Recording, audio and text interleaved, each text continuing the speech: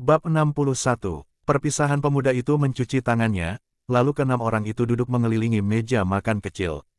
Setelah saling menyapa dan memperkenalkan diri, mereka mengangkat cawan dan mulai berbincang, masing-masing menceritakan kejadian yang mereka alami dalam 2 hari terakhir. Lelaki tua itu bernama Hulun Sanghe. Semasa muda, ia adalah seorang pemburu. Namun, setelah beranjak tua, ia lebih sering pergi memancing di sungai yang berjarak 10 i dari rumah mereka. Memancing sudah menjadi kegemarannya. Ikan yang ia tangkap selain untuk dikonsumsi keluarga, sebagian juga dikeringkan untuk persediaan makanan atau dijual. Sementara pemuda itu bernama Hulun Suguang. Ia telah menggantikan peran ayahnya sebagai pemburu di pegunungan. Setiap beberapa hari, ia pergi ke perkebunan atau pasar kecil di desa untuk menukar kulit binatang, daging hewan buruan, atau ikan kering dengan kebutuhan sehari-hari, atau menjualnya untuk mendapatkan beberapa keping perunggu. Dalam setahun, biasanya dia juga pergi 1 atau 2 kali ke kota pegunungan Waikiki, karena kulit binatang dapat dijual dengan harga lebih tinggi di sana. Namun, perjalanan menuju kota itu sangat panjang dan berbahaya, butuh waktu 2 hingga 3 hari perjalanan pulang pergi. Wanita tua itu bertugas menjaga rumah. Ia menggarap beberapa petak sawah bertindak di depan dan belakang rumah mereka. Kentang dan ubi jalar yang mereka miliki adalah hasil tanamannya. Di waktu senggang, ia mengumpulkan kayu bakar, memotong rumput, serta mengurus ayam, bebek, angsa, dan babi. Dengan itu, keluarganya bisa menikmati telur ayam, bebek, dan angsa secara rutin.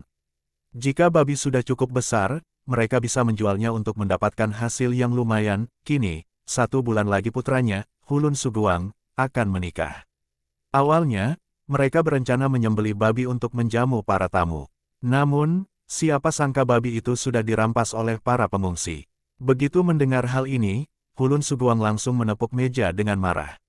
Wajahnya penuh dengan amarah. Ketika ia mengetahui bahwa ayam, bebek, angsa, bahkan anjing mereka juga ikut dicuri, kemurkaannya semakin memuncak. Rahangnya mengeras, urat di dahinya menonjol, dan ia menggertakkan giginya, bersikeras untuk mencari para pengungsi itu dan menuntut balas. Ia mengatakan bahwa ia sempat melihat kelompok pengungsi itu di perkebunan Meide, tetapi tidak terlalu memperhatikan mereka. Di perjalanan pulang, ia juga melihat bekas perapian, tulang-tulang sisa makanan seperti tulang babi, tulang ayam, dan bahkan tulang anjing. Saat itu, ia tidak menyangka bahwa semua itu adalah milik keluarganya sendiri. Lelaki tua Hulun Sanghe juga sangat marah setelah mendengar cerita itu. Kumisnya terangkat tinggi saat ia berkata dengan geram, "Pantas saja waktu aku masuk ke halaman tadi, aku tidak mendengar gonggongan si hitam. Ternyata anjing kita pun sudah mereka makan." Hulun Suguang mengepalkan tinjunya erat dan berkata dengan penuh tekad, "Tidak bisa dibiarkan. Besok aku akan pergi mencari mereka dan meminta mereka mengganti rugi." Ala Yanzong dan kedua rekannya tetap diam. Mereka tahu bahwa Hulun Suguang sedang dikuasai emosi, dan tidaklah bijak untuk mencoba menenangkannya saat ini. Saat itu, wanita tua itu malah berbicara dengan tenang, "Kamu mau mencari mereka? Dengan begitu banyak orang, siapa yang akan kamu cari? Memang benar, setiap hutang ada pemiliknya, setiap kesalahan ada pelakunya, tetapi apakah kamu tahu siapa yang makan daging babi, siapa yang menggerogoti tulang anjing? Mereka semua adalah pengungsi kelaparan, orang-orang dalam kesulitan, hidup mereka berada di ujung tanduk. Jika mereka sudah makan, ya sudah biarkan saja. Lagi pula, soal ganti rugi, pemuda ini sudah memberi kita 2 keping emas, jumlahnya cukup untuk mengganti ayam, bebek, angsa, dan babi. Lebih baik kamu fokus berburu, menjalani hidup dengan tenang, dan mempersiapkan pernikahanmu." Mendengar kata ibunya, amarah Hulun Suguang pun mereda. Ia lalu menggenggam tangan di depan dada sebagai tanda hormat kepada Ala Yanzong, dan berkata, "Kalau begitu, terima kasih banyak, saudaraku. Sejujurnya, seharusnya bukan tanggung jawabmu. Lagi pula, bukan kalian yang makan daging babi dan anjing kami. Seharusnya kami tidak menerima emas ini." Melihat kemarahan Hulun Suguang sudah mereda, Ala Yanzong berkata, "Kamu akan segera menikah, dan pastinya butuh banyak biaya. Aku menggantikan mereka membayar kerugian ini, anggap saja sebagai hadiah pernikahan dariku." Hulun Suguang tersenyum canggung, "Itulah yang membuatku kesal. Ayah dan ibu sudah bersusah payah mengumpulkan semua ini demi pernikahanku, tetapi malah dijarah begitu saja. Untung saja ada saudara yang baik hati membantuku. Ayo, Aku bersidang untukmu. Hulun Sanghe, lelaki tua itu, juga mengangkat cawannya. Ayo. Kita semua bersidang untuk kalian bertiga. Mari kita minum bersama. Suasana pun kembali ceria, setelah makan dan minum hingga kenyang, masing-masing kembali ke kamar untuk beristirahat. Keesokan paginya, Alayanzong dan kedua rekannya berpamitan kepada keluarga Hulun. Hulun Suguang memberitahu mereka bahwa jika mereka terus berjalan ke utara sejauh 100 li lebih, mereka akan mencapai perkebunan Meide, tempat tunangannya tinggal.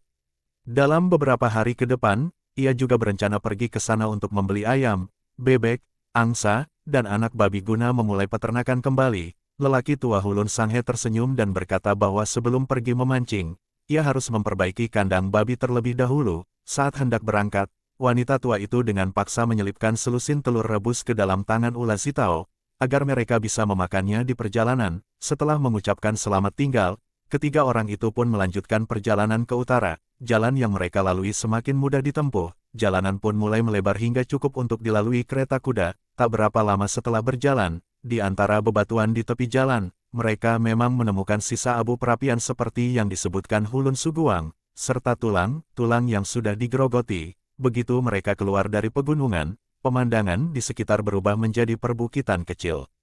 Bukit-bukit itu dipenuhi oleh berbagai jenis bunga dan rerumputan, menciptakan suasana yang lebih tenang dan indah. Dalam setengah hari perjalanan, mereka tiba di perkebunan Meide. Tempat ini adalah sebuah pasar kecil. Disebut perkebunan Meide karena keluarga Meide memiliki sebuah kompleks besar yang menguasai 2/3 wilayah pasar ini. Di luar perkebunan, terdapat kawasan kumuh tempat para petani, penyewa lahan, dan pedagang kecil tinggal. Saat memasuki pasar, mereka melihat beberapa kelompok kecil pengungsi berkumpul di jalanan. Mereka tampak lusuh, wajah mereka penuh debu, dan tubuh mereka lemah tak bertenaga. Ada yang bertumpu pada tongkat kayu, berjalan dari pintu ke pintu mengetuk, berharap mendapatkan belas kasihan, tetapi tak satu pun pintu yang terbuka. Akhirnya, mereka hanya bisa mundur dengan kecewa. Ada pula yang duduk di bawah tembok, membiarkan tubuh mereka terkena sinar matahari, menatap dengan hampa ke arah pengungsi lain yang bernasib sama dengan mereka. Begitu Alayanzong dan kedua rekannya muncul di jalanan, seorang gadis kecil berusia sekitar 8 atau 9 tahun berlari ke arah mereka. Ia mengulurkan sebuah mangkuk rusak kepada Alayanzong. Wajah gadis itu penuh dengan kotoran. Rambutnya yang semula keemasan telah kehilangan kilaunya, dan beberapa potongan ranting serta jerami tersangkut di kepalanya. Pakaiannya penuh dengan sobekan, bahkan di beberapa bagian kulitnya terlihat samar tangan kecil yang memegang mangkuk itu hitam legam karena kotoran. Jelas bahwa ia adalah seorang pengemis kecil. Menatap mata hijaunya yang dalam dan sayu, Alayanzong merasa hatinya perih, diliputi rasa kasihan. Ia segera merogoh kantong kulit yang tergantung di pinggangnya, berniat memberikan sedikit daging rusa kering yang ia miliki. Meskipun persediaannya sudah hampir habis, ia merasa tak tega membiarkan gadis kecil itu kelaparan. Namun, dari belakang, Ula Zitao menahan tangannya dan berbisik, "Jangan. Jika kamu memberi satu, maka akan ada yang kedua, ketiga, dan seterusnya. Begitu banyak orang kelaparan di sini, jika kita membagikan daging kering yang sedikit ini, akan segera habis. Lalu bagaimana dengan kita sendiri?" Alayanzong tertegun. Ia tahu Ula Zitao benar. Tak jauh dari mereka, masih banyak orang yang menatap mereka dengan mata penuh harapan dan kelaparan. Setelah berpikir sejenak, Alayanzong dengan lembut menepuk bahu gadis kecil itu dan membawanya ke sebuah gang sempit di samping jalan. Ula Zitao dan Ania Xiaoer mengikutinya dari belakang. Di tempat itu, mereka tak lagi terlihat oleh para pengungsi lain. Alayanzong berjongkok dan berkata kepada gadis itu, "Makanlah di sini. Setelah selesai, barulah kamu keluar lagi." Gadis kecil itu menatapnya dengan mata besar, lalu mengangguk. Ula Zitao sudah mengeluarkan 2 butir telur rebus dari kantongnya dan memberikan kepadanya. Alayanzong masih ingin memberikan sedikit daging kering, tetapi Ula Zitao meliriknya dan menggelengkan kepala, memberi isyarat untuk tidak berlebihan. Saat gadis itu mulai mengupas telur dan memakannya, mereka bertiga berdiri dan berjalan lebih dalam ke gang. Mereka tidak tahu bahwa gadis kecil itu hanya memakan 1 telur. Setelah itu, ia segera berlari kembali ke jalan, lalu menyerahkan telur satunya kepada ibunya yang tergeletak lemah di sudut tembok. Alayanzong bertanya kepada Ula Zitao, "Kenapa kamu tidak membiarkan aku memberikan lebih banyak daging kering?" Ula Zitao menjawab, "Daging kering itu keras, anak kecil tidak bisa langsung menghabiskannya. Jika ia membawanya ke jalan, pasti akan ada orang yang merebutnya. Jika ia tidak mau memberikan, ia bisa dipukuli. Dengan memberikannya daging kering, kamu bukan menolongnya, tetapi justru mencelakakannya. Lagi pula, kamu bisa membantunya sekali, tetapi kamu tidak bisa membantunya selamanya. Mendengar itu, Ala Yanzong terdiam sejenak. Ia sadar, jika tidak ada solusi untuk sumber makanan, para pengungsi ini akan mati kelaparan di jalanan. Terlebih lagi, ada yang sudah terjangkit wabah. Jika mereka tidak mati kelaparan, mungkin mereka akan mati karena penyakit, namun, ada sesuatu yang masih membingungkannya. Saat pertama kali kelompok besar melarikan diri dari kota pegunungan Weikeki, jumlah mereka hampir 10.000 orang. Tetapi sekarang, hanya tersisa beberapa ratus orang di sini. Kemana perginya yang lain?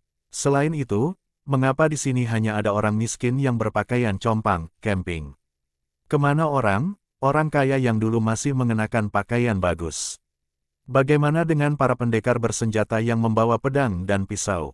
Ala Yanzong mengungkapkan pertanyaan ini, tetapi Ula Zitao dan Anja Xiaoer juga tidak bisa menjawab. Setelah berdiskusi, mereka bertiga memutuskan untuk mencari tempat tinggal sementara di daerah ini. Ada 3 alasan untuk keputusan ini. Mereka tetap membutuhkan tempat untuk bermalam. Agar tidak tidur di jalanan, mereka ingin menyiapkan dan merebus ramuan obat untuk membantu para pengungsi yang sakit. Mereka ingin membeli beberapa bahan makanan dan memasak sesuatu untuk para korban bencana ini. Setelah keputusan dibuat, mereka pun mulai mencari rumah yang bisa mereka jadikan tempat singgah. Bab 62, Ala Yanzong dan kedua temannya sedang berjalan dan tiba-tiba terdengar suara bentakan. Mereka menoleh ke arah suara itu dan melihat seorang pemuda berpakaian mewah sedang memukuli seorang anak laki. Pemuda berpakaian mewah itu memegang kipas lipat dan terus-menerus memukul kepala anak laki itu, diselingi dengan beberapa tendangan. Anak laki-laki itu mengenakan pakaian lusuh, rambutnya berantakan dan wajahnya kotor. Tak ada bedanya dengan para pengungsi yang mereka lihat sebelumnya. Anak laki itu tak berani melawan, hanya bisa menutupi kepalanya dengan tangan dan mencoba menghindar, tetapi akhirnya terjatuh ke tanah dan tak bisa lagi menghindari pukulan serta tendangan pemuda berpakaian mewah tersebut. Pemuda berpakaian mewah itu tampak berusia sekitar 18 atau 19 tahun. Selain pakaian ungunya yang mencolok, wajahnya berminyak dan dipenuhi jerawat, bercampur antara merah, hitam, dan putih. Ia terlihat menikmati penyiksaannya terhadap anak laki-laki lusuh itu. Pukulan dan tendangannya tak berhenti, sementara mulutnya terus mencaci, dasar pengemis. Tidak punya mata, beraninya meminta makan dariku. Aku akan memberimu sesuatu. Aku akan memberimu rasa sakit. Melihat kehebatan pemuda berpakaian mewah itu dan kelemahan anak laki lusuh tersebut, beberapa pemuda nakal di belakangnya bersorak mendukung. Tuan muda kedua memang perkasa. Tuan muda kedua benar-benar berwibawa. Berani menyinggung tuan muda kedua. Itu sama saja dengan mencari mati. Saat pemuda itu kembali mengayunkan kipasnya untuk memukul anak laki lusuh, tangannya tiba-tiba tertahan oleh sebuah genggaman besi yang kuat. Langsung terdengar jeritan kesakitan, seolah pergelangan tangannya hampir patah. Berhenti. Bersamaan dengan itu, terdengar suara bentakan keras. Pemuda berpakaian mewah itu menoleh dan melihat seorang pemuda berpakaian sederhana yang seusia dengannya sudah mencengkeram tangannya. Dengan marah, ia langsung mencoba menendang sambil memaki, "Sialan! Siapa kamu? Berani mencampuri urusanku?" Ala Yanzong mengangkat kakinya dan menendang tepat ke tulang kering pemuda itu. Seketika terdengar jeritan kesakitan lagi, kini pemuda berpakaian mewah itu tak bisa bertarung lagi. Ala Yanzong pun melepaskannya dan berjongkok untuk memeriksa keadaan anak laki lusuh itu. Anak itu berdarah di mulut dan hidungnya, air mata bercampur dengan debu di wajahnya, membentuk noda merah dan hitam.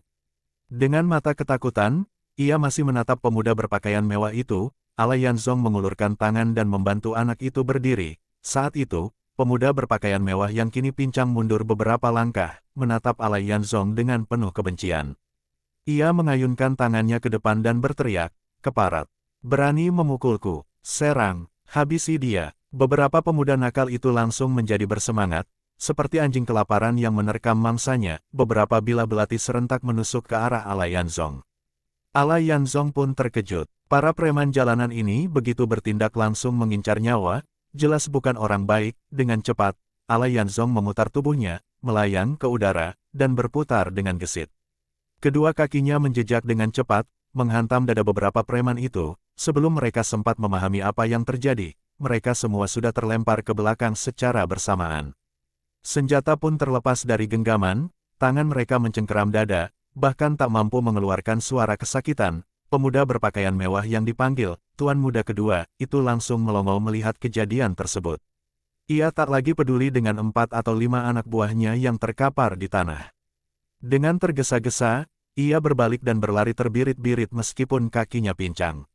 Kipas lipat yang tadi ia genggam pun entah jatuh di mana. Sambil berlari, ia masih berteriak, "Bocah liar, kamu memang hebat. Tapi tunggulah, aku akan memanggil orang." Ala Yanzong tidak menghiraukannya. Ia memperhatikan anak laki-laki lusuh itu, namun, anak itu justru langsung berlutut dan bersujud, berkata, "Terima kasih, Tuan Muda, telah menyelamatkanku." Ala Yanzong buru-buru menariknya berdiri. "Cepat bangun, tak perlu begitu. Tak bersalah namun dipukuli, tentu saja hal itu membuat marah. Aku hanya melihat dia bukan orang miskin, maka aku meminta sedekah kepadanya, tapi aku malah dipukuli," kata anak itu sambil mengusap darah dari hidung dan mulutnya. Sementara itu, para preman yang terkapar di tanah mulai menggeliat. Setelah berguling beberapa kali, akhirnya mereka bisa mengeluarkan suara rintihan. Namun, mereka tak berani berlama-lama di sini. Dengan cepat, mereka berdiri, mengambil kembali belati mereka, lalu melirik ke arah Ala Yanzong dengan ketakutan. Seperti melihat dewa kematian, mereka menutup dada masing-masing dan kabur tanpa menoleh ke belakang. Ala Yanzong hanya melirik sekilas bayangan mereka yang lari ketakutan. Kemudian dia mengeluarkan beberapa potong daging kering dan menyodorkannya kepada anak itu. Meminta sedekah pun harus melihat orang. Jika wajahnya tampak baik, barulah ada kemungkinan mendapat belas kasihan. Jika melihat orang yang tampak kejam, lebih baik menjauhi mereka agar tidak mendapat bencana yang tak diharapkan. Anak itu menerima daging kering dengan kedua tangan, menatapnya sejenak, lalu mendekapnya erat, lalu berkata, "Tuan Muda, aku mengenalimu.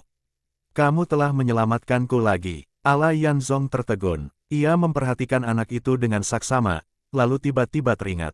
Bukankah ini salah satu anak yang dulu bekerja sebagai buruh untuk membayar utang kepada Balmao Hu? Oh, aku ingat sekarang. Bagaimana dengan teman-temanmu? Mereka semua sudah mati. Ala Yanzong dan kedua temannya terkejut. Mereka segera bertanya apa yang terjadi. Ternyata, setelah mereka meninggalkan desa pelabuhan tempat Balmao Hu berada, mereka melanjutkan perjalanan ke barat. Namun, mereka mengambil jalur yang salah dan berakhir di kota Gunung Weikeki di tepi pantai. Karena itulah, mereka justru berhasil menghindari serangan para perampok gunung. Setelah menghabiskan beberapa keping uang tembaga yang dimilikinya, anak itu pun menukarkan jubah panjang pemberian Hei Mao Gou dengan makanan. Ia mengikuti arus pengungsi menuju utara. Saat melewati jalur berbahaya di tengah tebing, beberapa rekannya yang berjalan bersamanya terjatuh ke jurang. Mengingat kejadian itu, anak itu masih merasakan ketakutan yang mendalam. Saat itu, ia berdiri tepat di samping mereka yang jatuh. Setelah memahami keadaan anak itu, Ala Yanzong menyuruhnya untuk bersembunyi dulu agar tidak bertemu dengan para pemuda kaya yang kejam itu lagi. Anak itu berpamitan dengan penuh rasa terima kasih sebelum pergi. Ula Zitao pun berkata dengan cemas, pemuda kaya itu mungkin benar-benar akan kembali dengan orang-orangnya. Sebaiknya kita pergi dari sini. Anya Er juga tampak khawatir, orang seperti itu sebaiknya tidak kita lawan. Yang lebih penting sekarang adalah mencari tempat berteduh. Ala Yanzong tersenyum dan berkata, jangan khawatir. Kalau ada ketidakadilan, pasti ada yang menegakkan keadilan. Kalau jalanan tidak rata, pasti ada yang meratakannya. Aku tidak akan berhenti membantu hanya karena takut pada mereka. Jika mereka sungguh berniat mencari kita, mau bersembunyi dimanapun tetap akan ditemukan. Tidak perlu terlalu dipikirkan. Ayo, kita cari tempat menginap. Setelah berkata demikian, mereka bertiga melanjutkan perjalanan. Mereka tiba di depan sebuah rumah, dan Ala Yanzong mengetuk pintunya. Pintu terbuka, seorang pria parubaya mengintip keluar dan bertanya, anak muda, ada urusan apa? Tuan, kami ingin mencari tempat untuk bermalam. Mungkin kami akan tinggal beberapa hari di sini, jawab Ala Yanzong, pria parubaya itu. Tampak cemas, lalu berkata, lebih baik kalian mencari tempat lain. Rumahku tidak bisa menampung kalian. Ketiganya tampak terkejut. Ala Yanzong bertanya, Tuan, kenapa Anda berkata begitu? Aku sudah melihat kejadian tadi. Kalian telah menyinggung orang yang tidak seharusnya kalian lawan. Jika kalian tinggal di sini, seluruh keluargaku bisa celaka. Sebaiknya kalian pergi ke tempat lain, jawab pria itu. Setelah berkata demikian, ia hendak menutup pintu. Melihat penolakan itu, Alayanzong buru-buru berkata, tak masalah jika kami tidak menginap di sini. Aku hanya ingin tahu siapa sebenarnya orang itu, kenapa semua orang begitu takut padanya. Dia adalah iblis hidup dari kediaman Meide, putra kedua keluarga Meide, orang menyebutnya Tuan Besar Kedua. Di desa ini, dia bertindak sewenang-wenang, menindas laki-laki dan melecehkan perempuan, melakukan segala kejahatan yang bisa dibayangkan. Selama ini, hanya dia yang bisa menindas orang, tak ada yang berani menyentuhnya. Tapi kalian tadi telah memukulnya. Dia pasti tidak akan melepaskan kalian dan akan membalas dendam. Sebaiknya kalian pergi dari sini sebelum terlambat. Selesai berbicara, pria itu langsung menutup pintu dan menguncinya rapat-rapat. Ula Zitao menatap Alayanzong dengan kesal. Kamu lihat, sekarang kita benar-benar dalam masalah. Ania Er pun tampak murung, tak disangka. Kita sudah menyinggung penguasa setempat, dan dia bukan orang yang mudah dihadapi. Apa yang harus kita lakukan sekarang? Jika tidak ada pilihan lain, sebaiknya kita mengikuti saran pria tadi dan meninggalkan desa ini. Alayanzong melihat kedua temannya mulai gentar. Ia berpikir sejenak, lalu tersenyum dan berkata, tak perlu takut. Selama ada aku, kalian tak perlu khawatir. Jika kita pergi sekarang, para pengungsi yang terkena wabah tidak akan mendapatkan bantuan dan mungkin akan mati sia-sia. Lebih baik kita mencari tempat untuk menetap. Saat mereka masih berdiskusi tentang apakah akan pergi atau tetap tinggal, tiba-tiba sekelompok orang muncul dari depan. Di barisan terdepan, seorang pemuda pincang berlari sambil menunjuk ke arah mereka dan berteriak, itu dia. Dia yang memukulku. Bab 63, Alayanzong melihat bahwa orang yang datang itu memang benar pemuda kaya yang disebut Tuan Muda Kedua itu. Setelah mendekat, pemuda itu mengangkat kepalanya dengan angkuh, memiringkan mulutnya, dan berkata dengan sikap sombong, hajar dia. Beri dia pelajaran. Dari samping Tuan Muda Kedua, melangkah keluar seorang pria. Usianya sekitar 30 tahun, rambutnya diikat kuda, wajahnya biasa saja, tubuhnya kurus namun berotot. Pakaiannya sederhana, lengan pendek, tampak seperti seseorang yang terlatih dalam bela diri. Pria itu mendekati Alayanzong dan perlahan berkata, anak muda aku hanya menjalankan tugas. Tak ada urusan pribadi, maafkan aku. Begitu katanya terucap, ia langsung mengayunkan tinjunya ke arah Alayanzong. Alayanzong tidak membuang waktu berbicara. Tinju lawan sudah melayang, tak ada gunanya banyak bicara. Ia segera menundukkan kepala ke belakang, menghindari pukulan itu. Dalam waktu bersamaan, kaki kanannya menendang lurus ke arah perut lawan dengan cekatan menarik perutnya ke dalam dan membungkuk untuk menghindar. Lalu, dengan cepat tangan kirinya meraih dan mencoba mencengkram paha Alayanzong. Alayanzong segera melompat ke atas, tubuhnya berputar, dan mengarahkan tendangan ke dagu lawannya. Lawan dengan sigap menundukkan kepala ke belakang. Lagi-lagi menghindari serangan itu, Alayanzong menarik kembali kakinya dengan cepat, memutar tubuh, lalu melancarkan tendangan memutar yang kuat. Lawannya berusaha mundur, tetapi masih terlambat. Telapak kaki kiri Alayanzong tepat mengenai dadanya. Pria itu merasa dadanya seperti dihantam oleh palu besi. Tubuhnya terpental ke belakang, melangkah mundur beberapa kali hingga terdorong masuk ke kerumunan.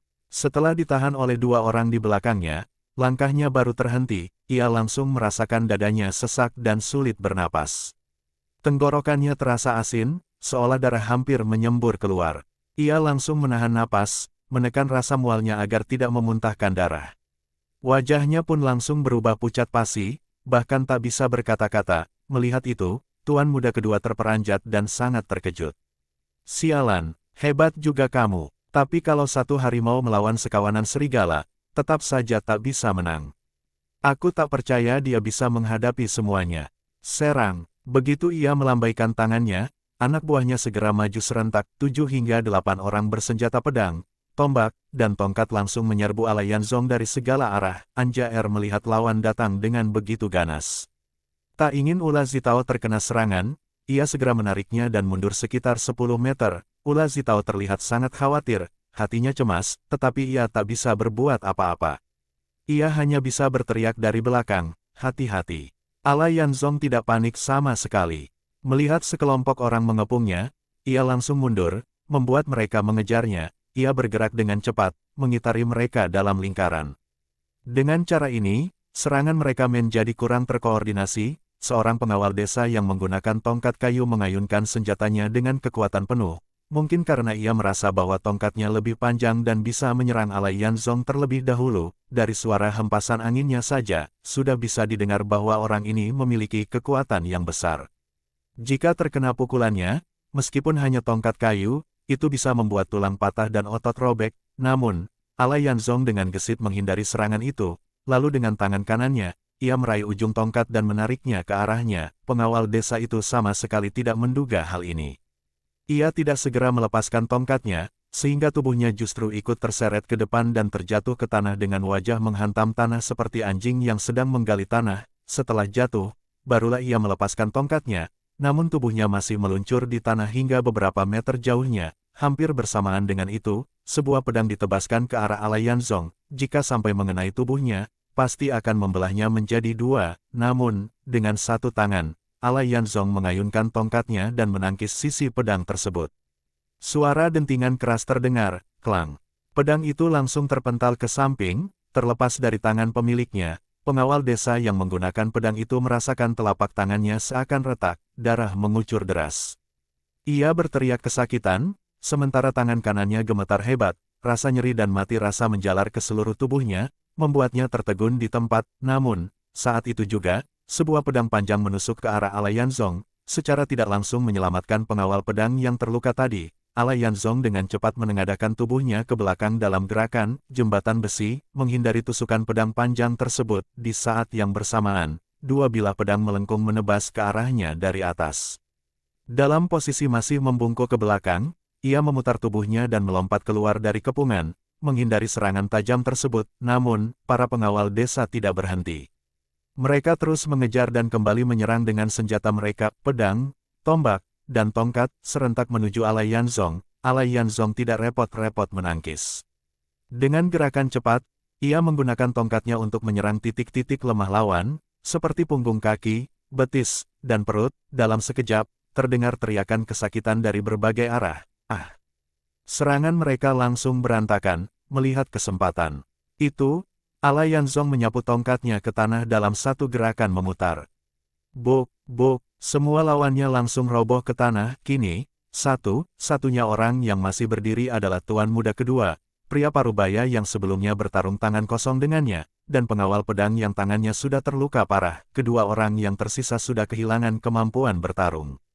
Tuan Muda kedua hanya bisa melongo melihat kejadian itu, melihat Alai Yanzong menancapkan tongkatnya ke tanah dan berdiri dengan gagah, tanpa sedikit pun niat menyerangnya. Ia pun memberanikan diri menunjuk Alai Yanzong sambil tergagap, "Kakak, kamu ini iblis." Setelah itu, ia langsung berbalik dan kabur tanpa peduli dengan anak buahnya yang tergeletak di tanah. Pria parubaya yang sebelumnya bertarung tangan kosong dengan Alai Yanzong meliriknya sekali. Lalu sambil menekan dadanya yang masih terasa nyeri, ia pun berbalik dan pergi. Pengawal desa yang telapak tangannya retak malah berlari lebih cepat dari mereka. Orang-orang yang masih terbaring di tanah, melihat tuan mereka kabur, sambil menahan rasa sakit, merangkak bangkit, mengambil senjata mereka, dan melarikan diri dengan panik. Kini tak ada seorang pun yang berani mengambil tongkat yang masih dipegang Alai Yanzong. Saat itu, Ula Zitao mendekat dengan wajah yang masih ketakutan. Ia berkata, "Astaga, aku hampir mati ketakutan. Kita harus pergi dari sini. Mereka pasti tidak akan tinggal diam." Namun, Alai Yanzong tetap tenang dan berkata, "Masalah ini sudah terlanjur terjadi, melarikan diri pun tak ada gunanya. Jika mereka datang satu, aku hajar satu. Jika mereka datang dua, aku hajar dua. Ayo, kita lanjutkan perjalanan kita." Ania tetap merasa khawatir dan berkata, "Masalahnya bukan hanya berapa orang yang akan datang. Aku khawatir tuan muda kedua itu tidak akan menyerah begitu saja. Setelah dipermalukan, ia pasti akan terus mencari cara untuk membalas dendam. Jika begitu, kita akan dalam masalah besar." Derajat-derajat Alai Yanzong menatap keduanya, lalu tersenyum, "Aku ingin melihat apakah yang benar akan selalu kalah oleh yang jahat, atau justru sebaliknya." Setelah berkata demikian, ia melangkah pergi. Di sepanjang jalan, selain anak laki-laki lusuh yang mereka temui sebelumnya, mereka tidak melihat satupun pengungsi lainnya. Setelah mengetuk 7 hingga 8 rumah petani dan tak mendapat jawaban, akhirnya Alayanzong memahami bahwa rumah-rumah di daerah ini tidak terbuka untuk orang luar. Para pengungsi tak mungkin bisa meminta makanan di sini, itulah sebabnya mereka semua pergi ke jalan di selatan yang lebih ramai. Akhirnya, seorang lelaki tua bersedia menerima mereka. Begitu memasuki rumahnya, mereka melihat bahwa halaman rumah orang tua itu tidak terlalu besar. Ada 3 bangunan utama beratap jerami serta 2 ruangan tambahan di sisi barat. Di sudut halaman, terdapat tumpukan kayu bakar dan beberapa peralatan pertanian. Lelaki tua itu berusia sekitar 50 tahun. Ia dan istrinya hanya memiliki 1 anak perempuan, yang baru berusia sekitar 20-an. Setelah Alayanzong dan kedua temannya masuk ke dalam rumah, mereka melihat ibu dan anak perempuan itu sedang duduk di tepi tempat tidur. Tampak sang ibu sedang mengajari putrinya menyulam. Alayanzong melirik hasil sulaman gadis itu dan menyadari bahwa ia sedang menyulam sepasang burung Mandarin. Pola sulamannya sangat indah dan tampak begitu hidup. Sudah hampir selesai dikerjakan, saat melihat ada tamu yang datang, ibu dan anak itu segera menghentikan kegiatan mereka. Lelaki tua itu memberi isyarat kepada mereka bertiga untuk duduk di kursi bambu, lalu memperkenalkan mereka kepada istri dan putrinya. Ketiga tamu ini ingin menumpang di rumah kita untuk sementara waktu. Mereka datang ke kota ini untuk mengobati para pengungsi yang sakit. Karena mereka berniat melakukan kebaikan, maka aku pun memutuskan untuk menerima mereka.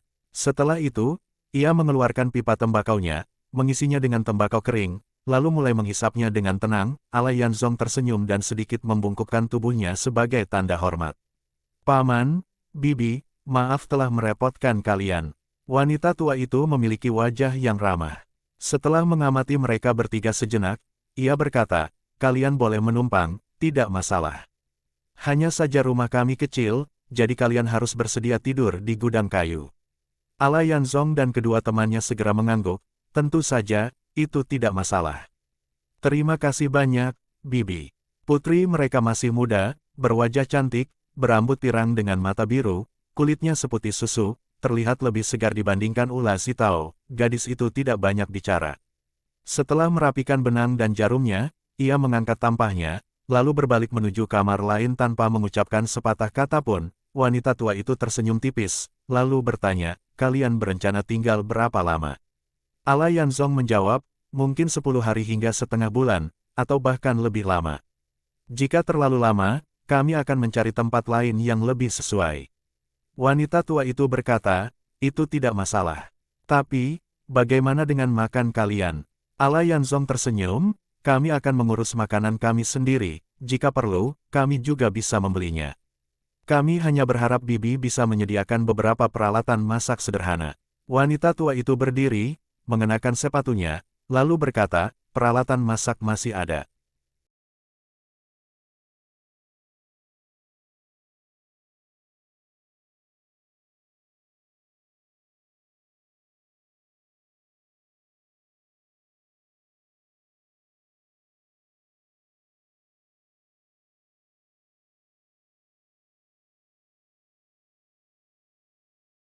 Bersambung